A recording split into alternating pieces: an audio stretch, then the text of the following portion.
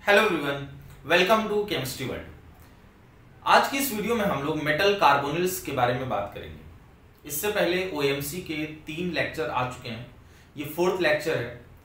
और metal carbonyls जो कि बहुत ही इंपॉर्टेंट टॉपिक है ओएमसी का, और खास करके CSIR नेट और गेट में इससे क्वेश्चंस रहते हैं। ठीक है, तो जितने भी ट्रांजिशन मेटल होते हैं जनरली सभी के सभी मेटल कार्बोनिल्स कॉम्प्लेक्स का फॉर्मेशन करते हैं। ऑलमोस्ट सभी कार्बोनिल्स कॉम्प्लेक्स बनाते हैं।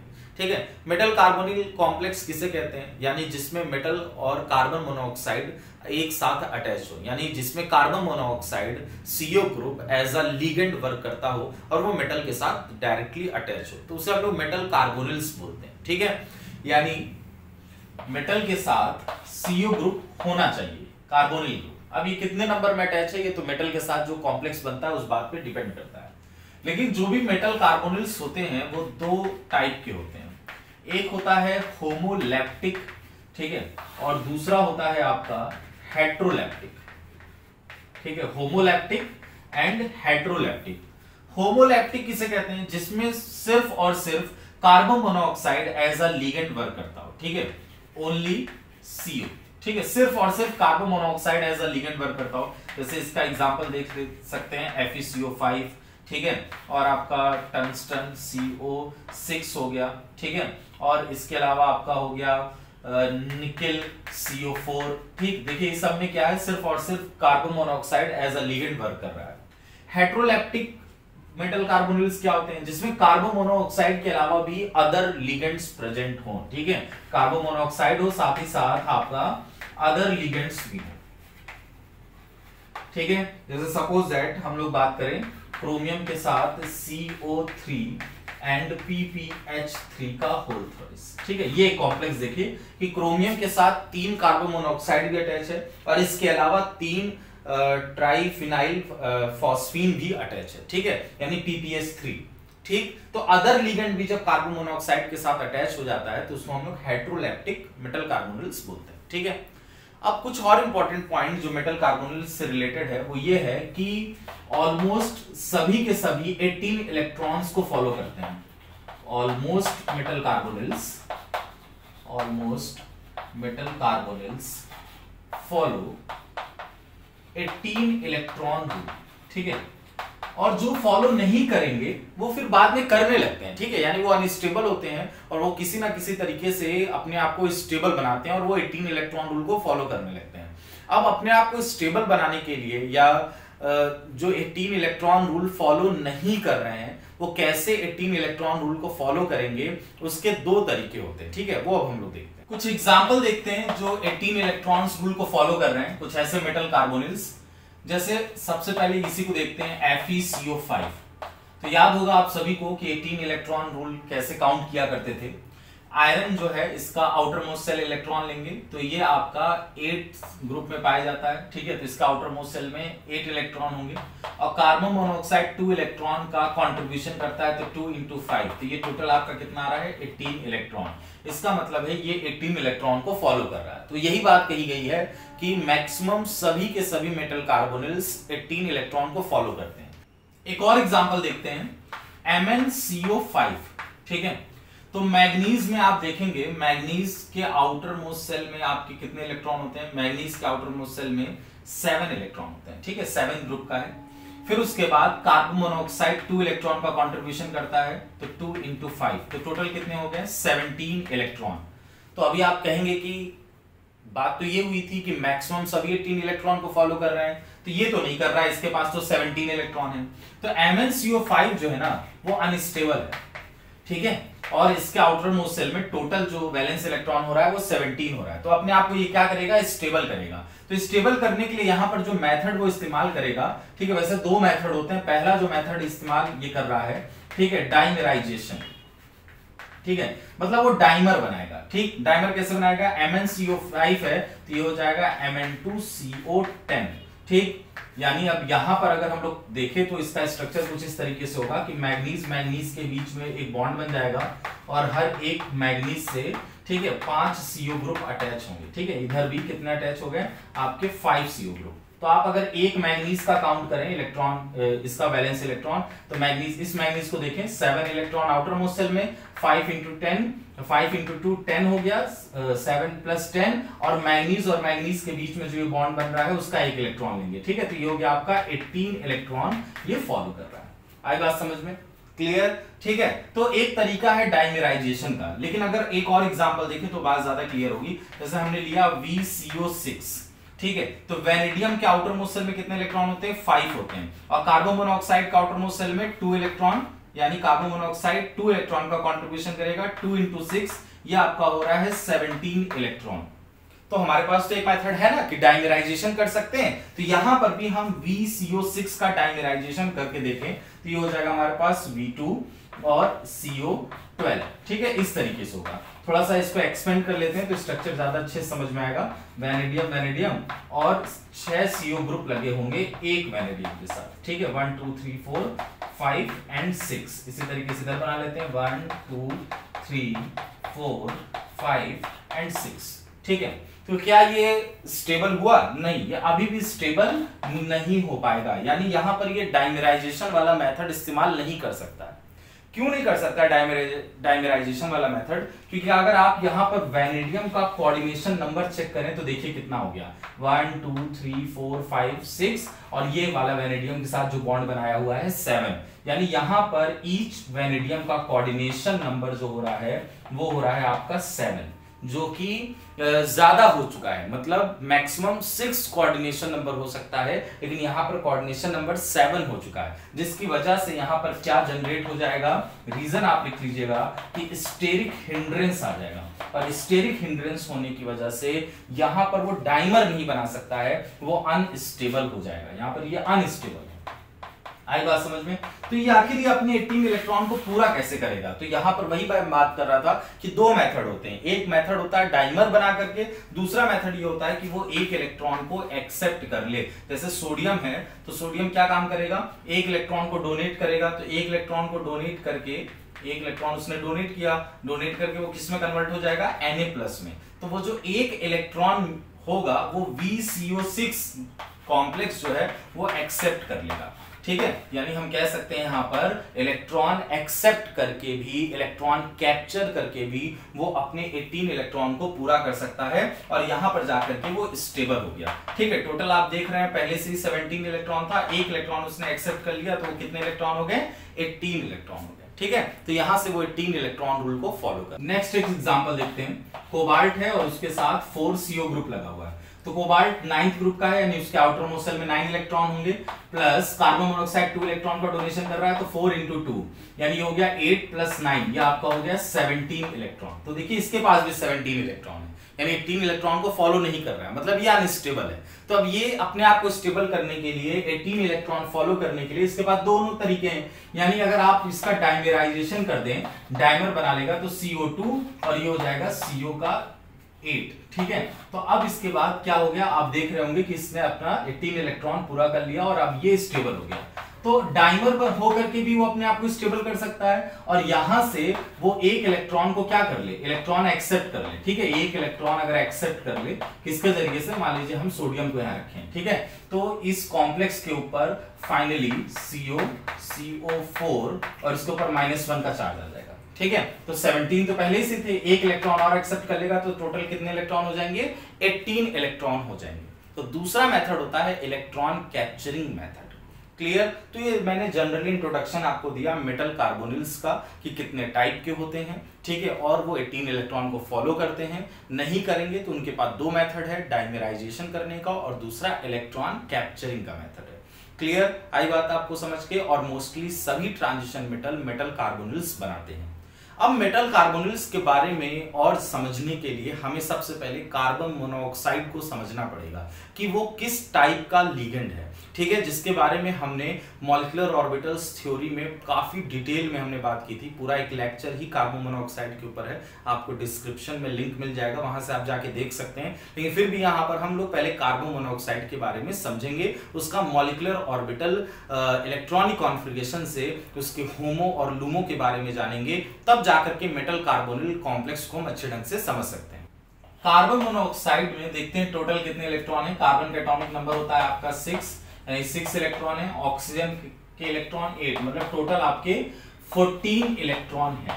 तो 14 इलेक्ट्रॉन वाले रूल से कार्बन मोनोऑक्साइड का तो नहीं बनता है, उसका मैंने फाइनल जो कार्बन मोनोऑक्साइड का करेक्शन करने के बाद बताया था कि किस तरीके से उनका इलेक्ट्रॉनिक कॉन्फ़िगरेशन बनेगा। ठीक है, सिग्मा 1s2, फिर उसके बाद सिग्मा स्टार 1s2, ठीक, ये एनर्जी का ऑर्डर है। सिग्मा 2s2, फिर उसके बाद आता है सिग्मा स्टार 2s2, और फिर नेक्स्ट आ जाएगा आपका सिग्मा 2pz, और फिर आएगा आपका पाई 2px एंड पाई 2py, और फिर लास्ट में आएगा आपका pi star 2px and pi star 2py, and last में सिग्मा स्टार 2pz।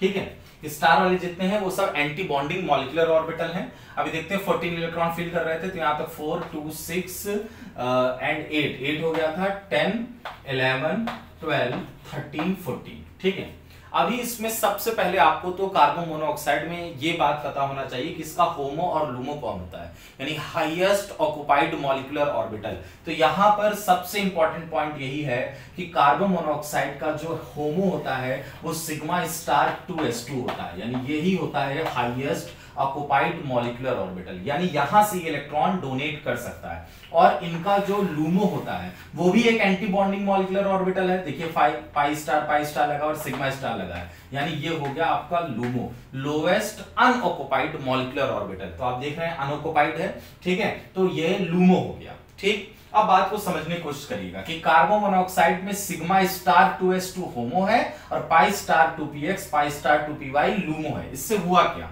देखिए कार्बन मोनोऑक्साइड एक ऐसा लिगेंड है कि सबसे पहले वो क्या काम करता है, जब वो मेटल के साथ अटैच होता है तो वो अपने इलेक्ट्रॉन्स को डोनेट करता है। ठीक है, तो यानी यहां से वो बनता है सिग्मा डोनर, यानी यहां से जो बॉन्ड बन रहा है वो बॉन्ड कौन सा बना, सिग्मा बॉन्ड। ठीक है, तो यहां से वो बन गया सिग्मा डोनर। ठीक, और एक पॉइंट और आपने लिख लीजिए कहीं पर कि कोई भी लिगेंड जो होता है वो सबसे पहले सिग्मा डोनर ही होता है। ठीक है, यानी वो सबसे पहले सिग्मा बॉन्ड के थ्रू ही अटैच होगा। तो यहां पर कार्बन मोनोऑक्साइड सिग्मा डोनर की तरह वर्क कर रहा है। कैसे वर्क कर रहा है, क्योंकि जो इलेक्ट्रॉन डोनेट किए जाते हैं वो होमो से किए जाते हैं, यानी इसके पास होमो है सिग्मा स्टार 2s2, वहीं से वो अपने 2 इलेक्ट्रॉन्स को डोनेट करता है। और एंटी बॉन्डिंग मॉलिक्यूलर ऑर्बिटल है ये, जिसमें कार्बन का कैरेक्टर ज्यादा पाया जाएगा। ये कैसे है, कार्बन का कैरेक्टर ज्यादा ऑक्सीजन का कम, इसके बारे में डिटेल में मैंने मॉलिक्यूलर ऑर्बिटल थ्योरी वीडियो में बताया हुआ है। ठीक है, तो यहां पर कार्बन का कैरेक्टर ज्यादा है, कार्बन के ऑर्बिटल का होमो का वर्क करेगा और वहां से वो इलेक्ट्रॉन डोनेट करेगा, तो वो सिग्मा डोनर का वर्क करता है।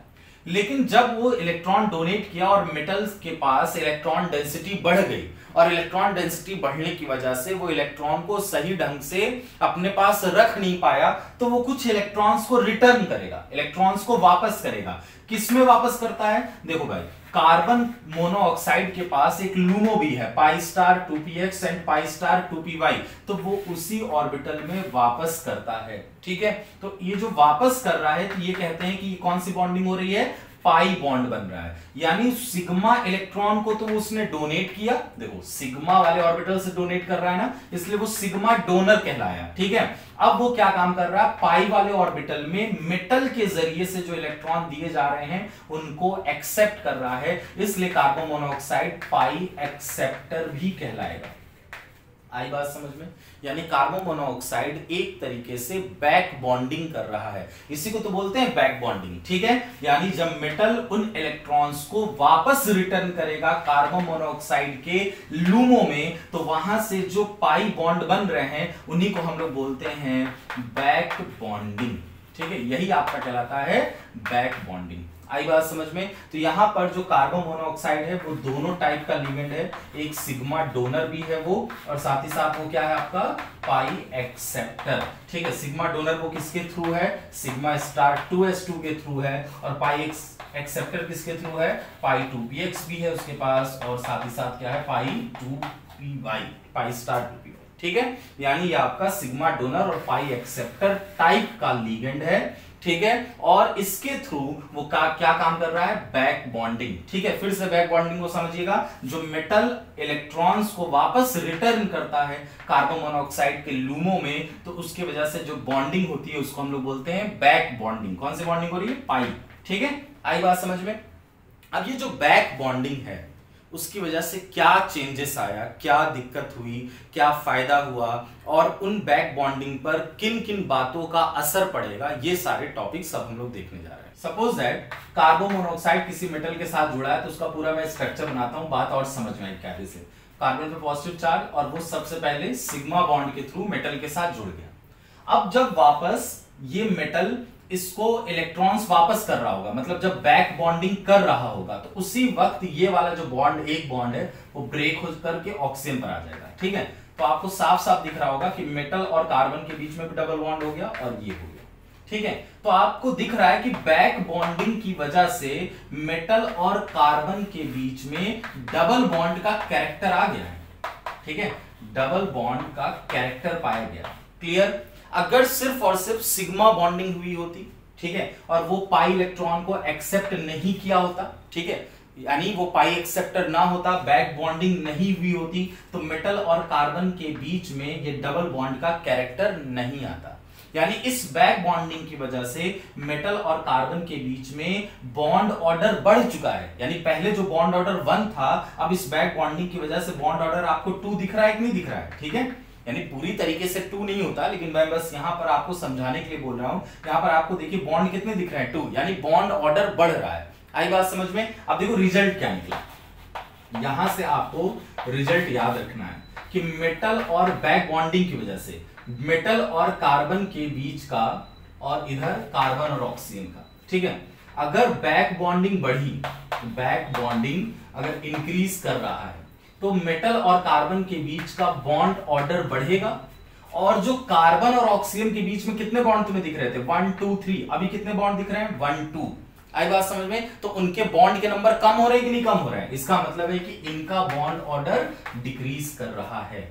मेटल और कार्बन का बॉन्ड ऑर्डर बढ़ा, कार्बन और ऑक्सीजन के बीच का बॉन्ड ऑर्डर कम हो गया। और जब बॉन्ड ऑर्डर बढ़ता है तो जाहिर सी बात है क्या बढ़ता है, बॉन्ड स्ट्रेंथ। तो मेटल और कार्बन के बीच का बॉन्ड स्ट्रेंथ बढ़ रहा है, तो कार्बन और ऑक्सीजन के बीच का बॉन्ड स्ट्रेंथ कम हो जाएगा। ठीक है, समझ में आ गई बात? ये दोनों ही बॉन्ड जो है यहां पर एक दूसरे के अपोजिट होंगे, यानी जो इसके साथ होगा उसके ठीक अपोजिट यहां पर होगा। ठीक है, ये बात में ध्यान रखना है। मेटल और कार्बन के बीच और कार्बन और ऑक्सीजन के बीच दोनों एक दूसरे के अपोजिट बात होगी। ठीक, देखो यहां पर बॉन्ड ऑर्डर बढ़ा तो इसका बॉन्ड ऑर्डर कम हो गया, इसका बॉन्ड स्ट्रेंथ बढ़ रहा है तो इसका बॉन्ड स्ट्रेंथ क्या हो जाएगा, कम हो जाएगा। तो बॉन्ड ऑर्डर बढ़ने से, बॉन्ड स्ट्रेंथ बढ़ने से बॉन्ड लेंथ कम होती है, और कार्बन और ऑक्सीजन के बीच का बॉन्ड लेंथ क्या हो जाएगा, इंक्रीज कर जाएगा। ठीक, एक दूसरे के अपोजिट है। आई बात समझ में? तो ये रिजल्ट है आपका बैक बॉन्डिंग इंक्रीज करने का। अगर बैक बॉन्डिंग बढ़ रही है मेटल और कार्बन के बीच में, तो ये रिजल्ट आपको सामने समझ में आ जाएगा। ठीक है, समझ में आ गई बात? अब इसके आगे देखते हैं। अच्छा, सपोज दैट जो भी है, अब ये मैटर नहीं रखता कि बैक बॉन्डिंग किसका बढ़ रहा है घट रहा है। ठीक है, जैसे कुछ भी हम आपसे कहें, जैसे हम कहें कि कार्बन और ऑक्सीजन का बॉन्ड ऑर्डर बढ़ रहा है, तो इसका मतलब है कि मेटल और कार्बन के बीच का बॉन्ड ऑर्डर कम हो जाएगा, दोनों एक दूसरे के अपोजिट चलेंगे। क्लियर, बात समझ में आ गई? तो ये बैक बॉन्डिंग का कॉन्सिक्वेंसेस है। ठीक है, इसको एक फ्रीक्वेंसी के टर्म में हम लोग बात को समझ सकते हैं, क्योंकि उसके टर्म में भी क्वेश्चन आता है। ठीक है, उसको हम लोग बोलते हैं स्ट्रेचिंग फ्रीक्वेंसी। फॉर्मूला क्या होता है स्ट्रेचिंग फ्रीक्वेंसी का, 1/2 पाई सी अंडर रूट के अपॉन म्यू। यहां पर के क्या है, ये आपका बॉन्ड स्ट्रेंथ बताता है। ठीक है, के जो है वो आपको बॉन्ड स्ट्रेंथ के बारे में इंफॉर्मेशन देगा। म्यू क्या है, इसको बोलते हैं रिड्यूस्ड मास, रिड्यूस्ड मास। ठीक है, रिड्यूस्ड मास का फॉर्मूला जैसे m1 m2 divided by m1 plus m2। तो ये जो स्ट्रेचिंग फ्रीक्वेंसी है, इसको हम लोग क्या बोलेंगे, स्ट्रेचिंग फ्रीक्वेंसी। ये जो स्ट्रेचिंग फ्रीक्वेंसी है डायरेक्टली प्रोपोर्शनल किसके है, बॉन्ड स्ट्रेंथ के है। Stretching frequency is directly proportional to bond strength, bond strength. सबसे पहला जो फैक्टर हम लोग देखने वाले हैं जो बैक बॉन्डिंग को पर अफेक्ट करेगा, वो है आपका oxidation state of metal. Oxidation state of metal, या हम लोग कह सकते हैं चार्ज ऑफ मेटल। ठीक है, इसको समझने से पहले एक पॉइंट समझिए कि मेटल और कार्बन मोनोऑक्साइड के बीच में बैक बॉन्डिंग हो रहा है। ठीक है, उसको हम लोग पाई बैक बॉन्डिंग भी बोल सकते हैं। यानी बैक बॉन्डिंग तब होता है जब मेटल इलेक्ट्रॉन्स को रिटर्न कर रहा होता है, ठीक है, वापस दे रहा होता है। ये काम कब हो सकता है, यानी बैक बॉन्डिंग कब हो सकती है, जब मेटल के पास इलेक्ट्रॉन डेंसिटी क्या हो, इलेक्ट्रॉन डेंसिटी काफी हाई हो। अगर इसके पास इलेक्ट्रॉन ज्यादा होंगे तभी तो वो कार्बन मोनोऑक्साइड को वापस इलेक्ट्रॉन लौटाएगा। अगर इसके पास इलेक्ट्रॉन है ही नहीं प्रॉपर, यानी इसके पास अगर इलेक्ट्रॉन की कमी होगी तो क्या वो इलेक्ट्रॉन्स को रिटर्न कर पाएगा, नहीं। और जब इलेक्ट्रॉन रिटर्न नहीं करेगा कार्बन मोनोऑक्साइड को, तो बैक बॉन्डिंग कैसे हो पाएगी। यानी बैक बॉन्डिंग के लिए जरूरी है कि इलेक्ट्रॉन डेंसिटी हाई होना चाहिए ऑन द मेटल, ठीक है। यानी पहला पॉइंट आपको ये ध्यान में रखना है, ठीक, for back bonding electron density high on the metal, ठीक है। मेटल के ऊपर इलेक्ट्रॉन डेंसिटी कैसी होनी चाहिए, ज्यादा होना चाहिए। अब एक बात समझिए, अगर हमने कुछ एग्जांपल लिखा M2+, M1+ और M2-, ठीक है, ये 3 टाइप का मेटल मैंने लिखा, उनके ऊपर चार्ज मैं दिखा रहा हूं, इनके ऊपर 2+, 1+, 2-। अच्छा, पॉजिटिव चार्ज किस बात का नोटिफिकेशन देता है कि हाँ भैया उसने इलेक्ट्रॉन डोनेट किया है, उसके पास इलेक्ट्रॉन की कमी है। और निगेटिव चार्ज किस बात का हमें नोटिफिकेशन देता है कि हाँ उसके पास उसने इलेक्ट्रॉन एक्सेप्ट किया है, उसकी इलेक्ट्रॉन डेंसिटी ज्यादा है। यानी तीनों में से अगर देखा जाए तो सबसे ज्यादा इलेक्ट्रॉन डेंसिटी किसकी होगी, M2- का, यानी इसकी इलेक्ट्रॉन डेंसिटी सबसे ज्यादा है। और इसके कंपेयर में इलेक्ट्रॉन डेंसिटी इसकी कम हो रही है, देखो नीचे के एरो बना रहे हैं, मतलब डिक्रीज कर रही है। तो जब इसकी इलेक्ट्रॉन डेंसिटी ज्यादा है तो वो जल्दी कार्बन मोनोऑक्साइड को इलेक्ट्रॉन डोनेट करेगा, वही तो इलेक्ट्रॉन डोनेट करेगा और वही प्रॉपर तरीके से बैक बॉन्डिंग करेगा। तो अगर बैक बॉन्डिंग का ऑर्डर बनाया जाए तो सबसे ज्यादा किसका रहेगा, M2- का, फिर M+1 का और फिर लास्ट में M2+ का। उम्मीद है कि आपको ये पॉइंट समझ में आ गया होगा, बहुत इजी पॉइंट है, इसमें कंफ्यूज होने की जरूरत नहीं है। मेटल के पास जितना ज्यादा इलेक्ट्रॉन होगा वो उतना ही अच्छा बैक बॉन्डिंग करेगा। आई बात समझ में। तो चार्ज अगर पॉजिटिव में है, पॉजिटिव चार्ज ज्यादा है, यानी इलेक्ट्रॉन उसने डोनेट किए हुए हैं, उसके पास इलेक्ट्रॉन की कमी है। और अगर निगेटिव चार्ज है, इसका मतलब उसने इलेक्ट्रॉन एक्सेप्ट किया हुआ है और उसके पास इलेक्ट्रॉन डेंसिटी है जिसको वो डोनेट करके कार्बन मोनोऑक्साइड को बैक बॉन्डिंग कर सकता है। अब इसके बीच इसी कॉन्सेप्ट के बेस पर एक क्वेश्चन देखते हैं। MnCO6 प्लस और फिर हमारे पास है CrCO6, इसको ऐसे ही रहने देते, इस पे कोई चार्ज नहीं है, BCO6 और इस पर -1 का चार्ज। क्लियर।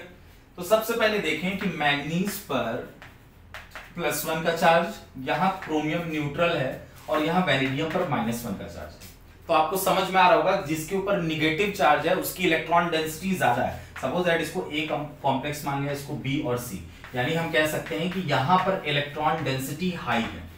ठीक, तो आपसे पहला क्वेश्चन पूछ रहा है बैक बॉन्डिंग का, ठीक है। बैक बॉन्डिंग का ऑर्डर बनाइए, तो सबसे ज्यादा किसका दिख रहा है आपको, C का, फिर B का और लास्ट में A का, क्योंकि इसके ऊपर कोई चार्ज नहीं है, न्यूट्रल है, लेकिन इसके ऊपर पॉजिटिव चार्ज है, मतलब इस पर इलेक्ट्रॉन की कमी हो गई है। तो ये बैक बॉन्डिंग B से भी बेकार करेगा। आई बात समझ में। ठीक है, तो ये बैक बॉन्डिंग का ऑर्डर हमने बना लिया। अब हम कह रहे हैं, ठीक, strength of metal carbon bond, ठीक है। मेटल और कार्बन के बीच का जो बॉन्ड है उसकी स्ट्रेंथ की बात कर रहे हैं। तो जाहिर सी बात है जब बैक बॉन्डिंग बढ़ेगा तो मेटल और कार्बन के बीच का जो बॉन्ड की स्ट्रेंथ है वो भी बढ़ेगी, यानी सेम ऑर्डर C, B और A, ठीक है। अच्छा, strength of metal carbon bond कह सकता है या वो ऐसे लिख करके आएगा कि stretching frequency of metal carbon, बात एक ही है। क्योंकि इससे पहले भी मैंने आपको बताया कि मेटल और कार्बन की जो बॉन्ड स्ट्रेंथ है या जो भी बॉन्ड स्ट्रेंथ होती है वो स्ट्रेचिंग फ्रीक्वेंसी के डायरेक्टली प्रोपोर्शनल होती है, ठीक है। तो stretching frequency of metal carbon कहिए, चाहे हम कहें strength of metal carbon bond, तो जैसा बैक बॉन्डिंग का ऑर्डर होगा वही इसका ऑर्डर हो जाएगा। लेकिन अगर क्वेश्चन आप पूछे कि stretching frequency of carbon oxygen bond, या इसी को हम बोल सकते हैं कि strength of carbon oxygen bond, तो मैंने क्या कहा था कि मेटल कार्बन और कार्बन ऑक्सीजन का बॉन्ड एक दूसरे के अपोजिट है, बस इसके अपोजिट कर दीजिए। अब A का ज्यादा हो जाएगा, B का और फिर उसके बाद C का। क्लियर, आई बात समझ में। ठीक है, तो जैसे जैसे बैक बॉन्डिंग बढ़ेगा वैसे वैसे मेटल और कार्बन के बीच की बॉन्ड की स्ट्रेंथ स्ट्रांग होती जाएगी और वैसे वैसे कार्बन ऑक्सीजन की जो बॉन्ड स्ट्रेंथ है वो कम होती जाएगी। ठीक, अब इसके बाद एक और क्वेश्चन इसका देख लेते हैं तो और अच्छे ढंग से बात समझ में आएगी। ये जो क्वेश्चन दे रखा है इसमें भी आपको यही बताना है कि बैक बॉन्डिंग किसमें सबसे ज्यादा पाई जाएगी। तो आप देख रहे होंगे कि क्रोमियम पर 4- ठीक है चार्ज है, यहाँ पर आयरन पर 2- का चार्ज है और यहाँ कोबाल्ट पर -1 का चार्ज है। तो किस पे सबसे ज्यादा नेगेटिव चार्ज है? क्रोमियम पर है। तो नेगेटिव चार्ज जितना ज्यादा होगा इलेक्ट्रॉन डेंसिटी ज्यादा होगी, इसका मतलब बैक बॉन्डिंग सबसे ज्यादा होगी। तो ए की बैक बॉन्डिंग सबसे ज्यादा, फिर बी में और फिर सी में बैक बॉन्डिंग ज्यादा होगी। अब नेक्स्ट क्वेश्चन इसी में बना दे कि स्ट्रेचिंग फ्रीक्वेंसी बताइए मेटल और कार्बन के बीच का। तो जब बैक बॉन्डिंग ज्यादा होगी तो मेटल और कार्बन के बीच का जो बॉन्ड होगा उसकी स्ट्रेंथ भी ज्यादा होगी, यानी सेम ऑर्डर। स्ट्रेचिंग फ्रीक्वेंसी मतलब बॉन्ड स्ट्रेंथ, ठीक है। लेकिन अगर आपसे कहे स्ट्रेचिंग फ्रीक्वेंसी कार्बन और ऑक्सीजन आपको बताना है, तो जो मेटल और कार्बन का होगा ठीक इसका अपोजिट, यानी ए से ज्यादा बी का, बी से ज्यादा सी का। क्लियर। अब यहां पर एक क्वेश्चन और इसमें बना सकता है कि बताइए कि इसमें से सबसे ज्यादा स्टेबल कॉम्प्लेक्स कौन है। तो सबसे ज्यादा स्टेबल कॉम्प्लेक्स वही होगा जिसमें बैक बॉन्डिंग पाई जाएगी, ठीक है। तो बैक बॉन्डिंग देखिए सबसे ज्यादा किसमें है? ए में है, ठीक है। तो ए सबसे स्टेबल कॉम्प्लेक्स हो गया। यानी अगर हम बात करें स्टेबिलिटी की, तो जो स्टेबिलिटी होती है वो डायरेक्टली प्रोपोर्शनल आपके बैक बॉन्डिंग की होती है, ठीक है।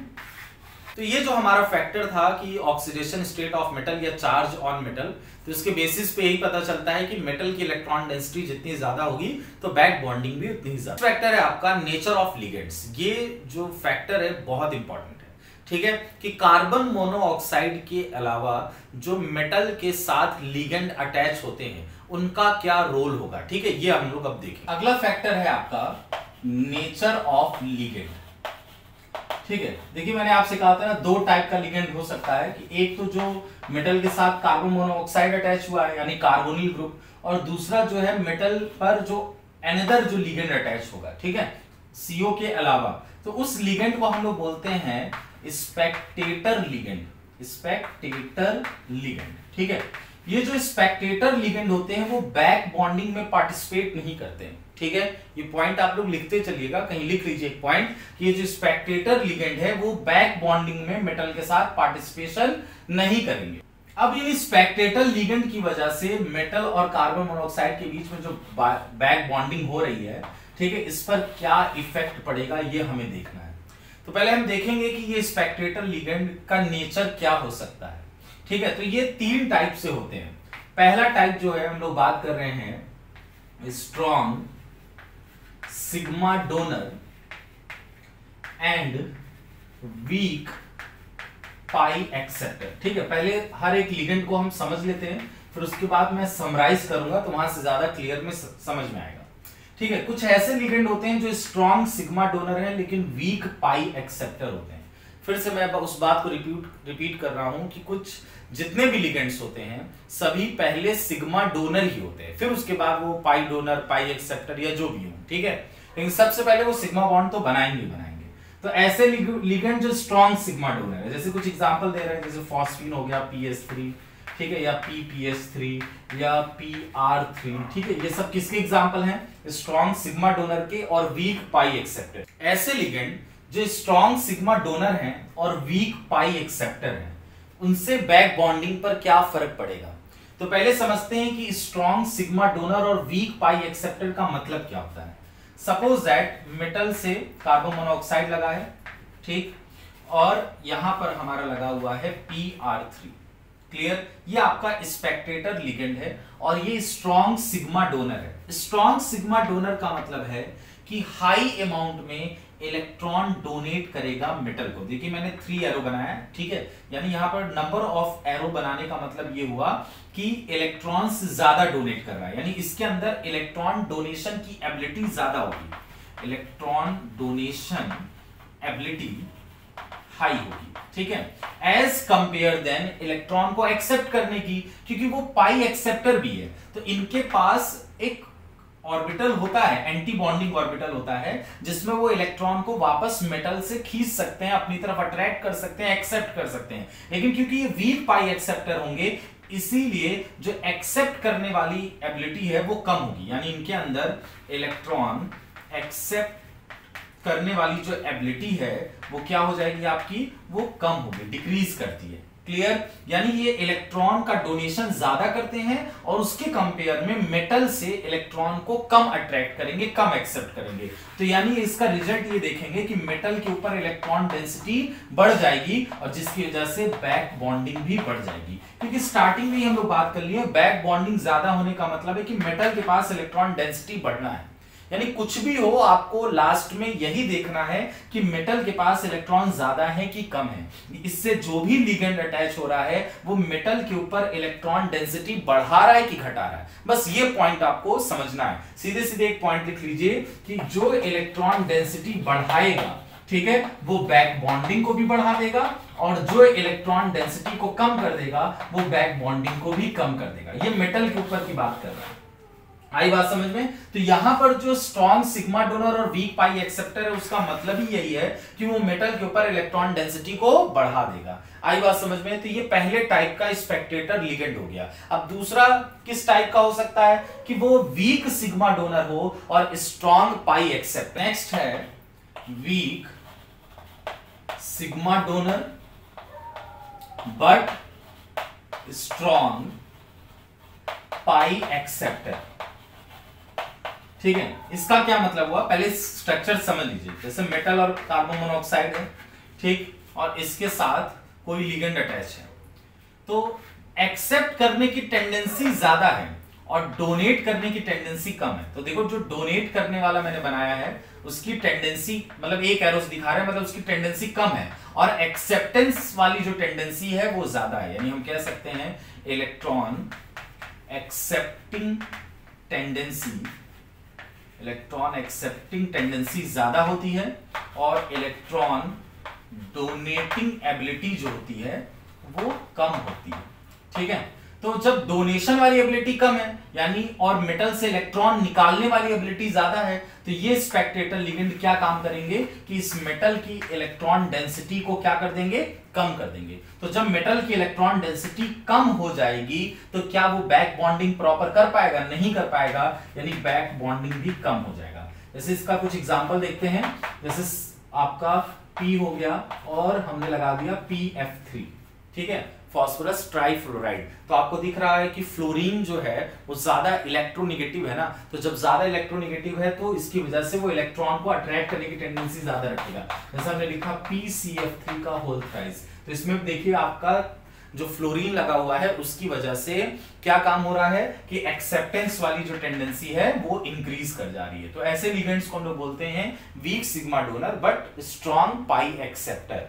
क्लियर? और जो तीसरा टाइप का हमारे पास स्पेक्टेटर लिगेंड होगा वो क्या होगा, ओनली सिग्मा डोनर।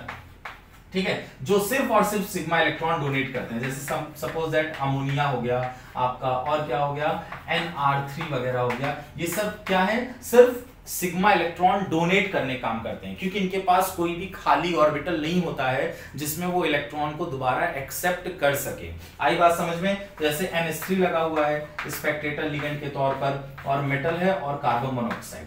ठीक है, तो ये सिर्फ और सिर्फ क्या काम कर रहा है, इलेक्ट्रॉन डोनेट करने का ही तो काम कर रहा है। यानी मेटल को सिर्फ इलेक्ट्रॉन देगा, तो जब इलेक्ट्रॉन्स इसको मिलने लगेंगे तो इसकी क्या हो जाएगी, इलेक्ट्रॉन डेंसिटी बढ़ जाएगी, और इलेक्ट्रॉन डेंसिटी बढ़ेगी तो क्या बढ़ जाएगी, बैक बॉन्डिंग भी इंक्रीज कर जाएगा।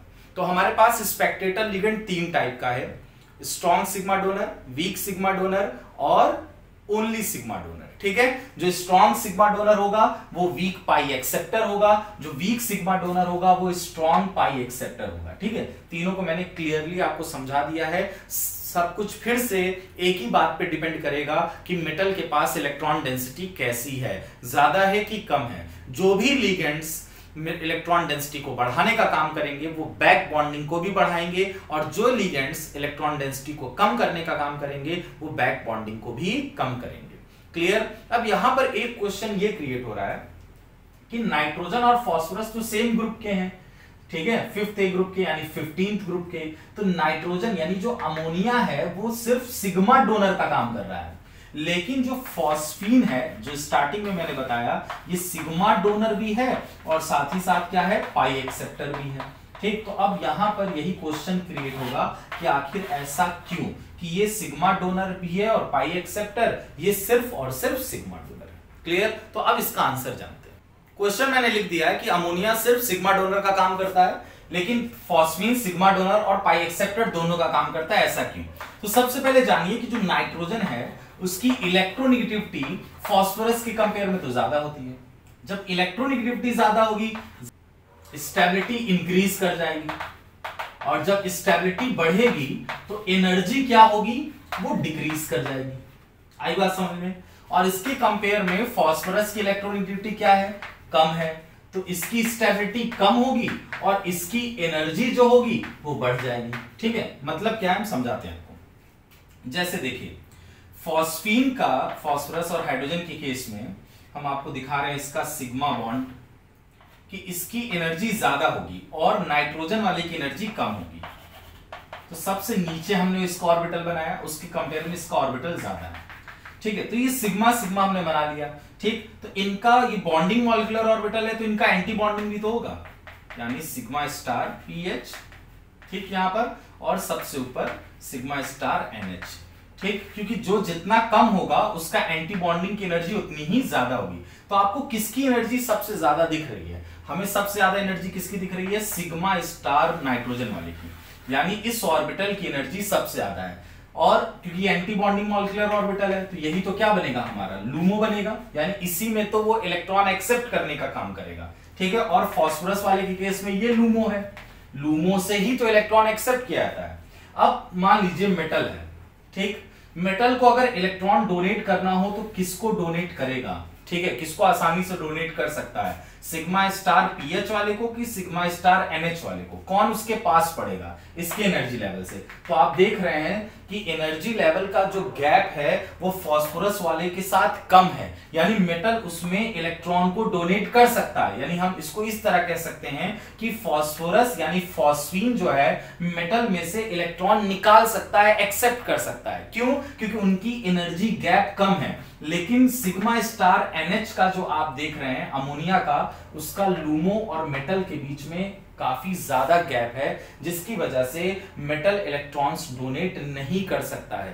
ठीक, यानी अमोनिया इलेक्ट्रॉन्स को वापस एक्सेप्ट नहीं कर सकता है। ठीक है, क्योंकि एनर्जी गैप मेटल के साथ ज्यादा होती है। यही रीजन है कि अमोनिया एक आपका सिग्मा डोनर तो बन जाता है, लेकिन वो मेटल से इलेक्ट्रॉन को एक्सेप्ट नहीं कर पाता है।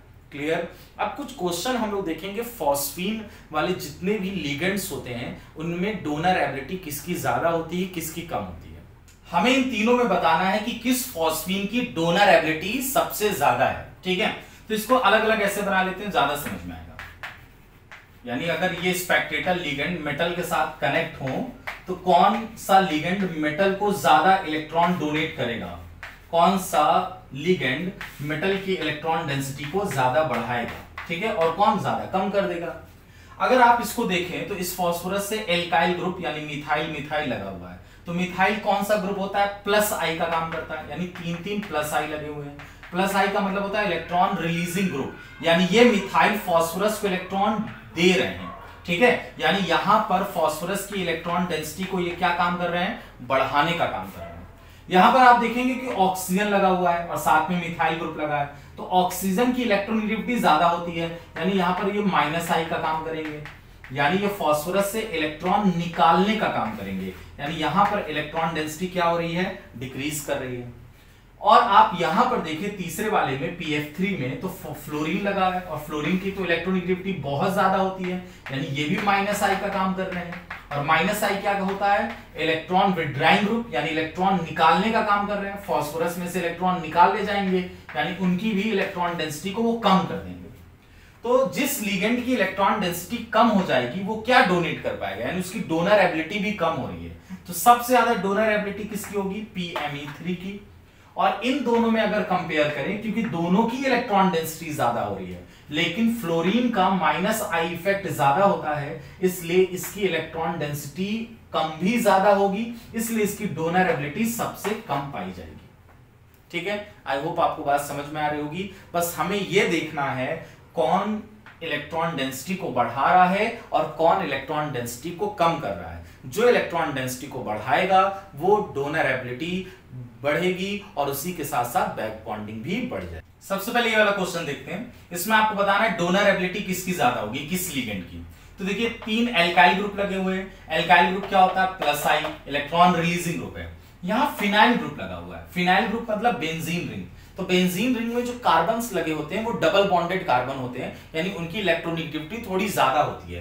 तो यहाँ पर जो पीएच होगा वो -I का काम करेगा, और यहाँ पर जो OR लगा है मतलब एल्कोक्साइड आयन है, ठीक है। तो एल्कोक्साइड आयन में देखिए ऑक्सीजन है, इसकी इलेक्ट्रोनेगेटिविटी ज्यादा होती है, तो मतलब ये भी -I का काम करेगा। और फ्लोरीन में देखें तो फ्लोरीन भी -I का काम करता है। अब -I का ऑर्डर देख लेते हैं ना, तो सबसे ज्यादा -I किसका होता है? फ्लोरीन का, फिर उसके बाद एल्कोक्साइड आयन का, और फिर लास्ट में है आपका फिनाइल ग्रुप का।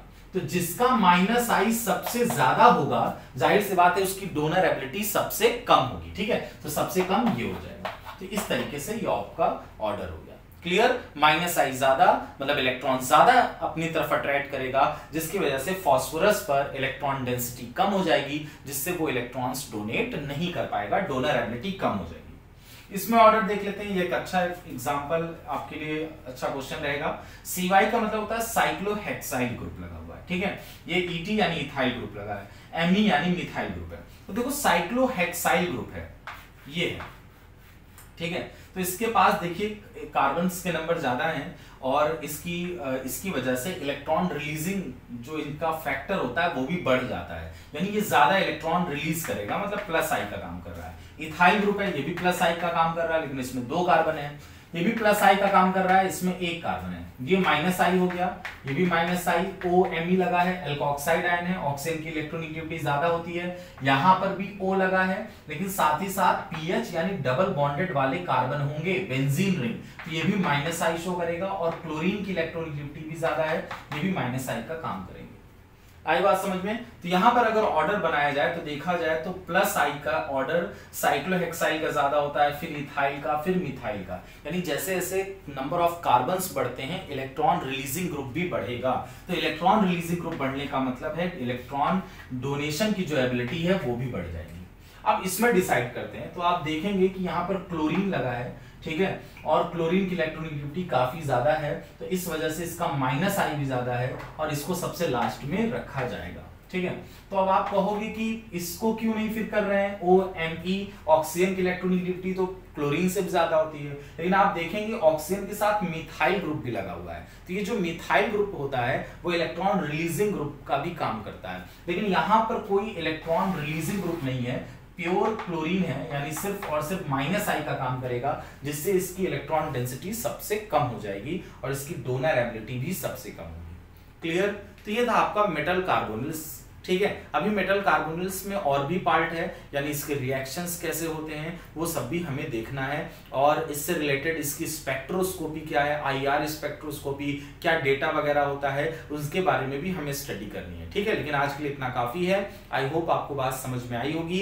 फिर से लास्ट में बस यही कहना चाहूंगा, बैक बॉन्डिंग में आपको सिर्फ इतना देखना है कि मेटल पर कौन इलेक्ट्रॉन डेंसिटी बढ़ाने का काम करता है और कौन कम करने का काम कर रहा है। अगर इलेक्ट्रॉन डेंसिटी बढ़ती है मेटल की तो बैक बॉन्डिंग बढ़ेगी, और अगर इलेक्ट्रॉन डेंसिटी कम होती है तो बैक बॉन्डिंग भी कम हो जाएगी, ठीक है।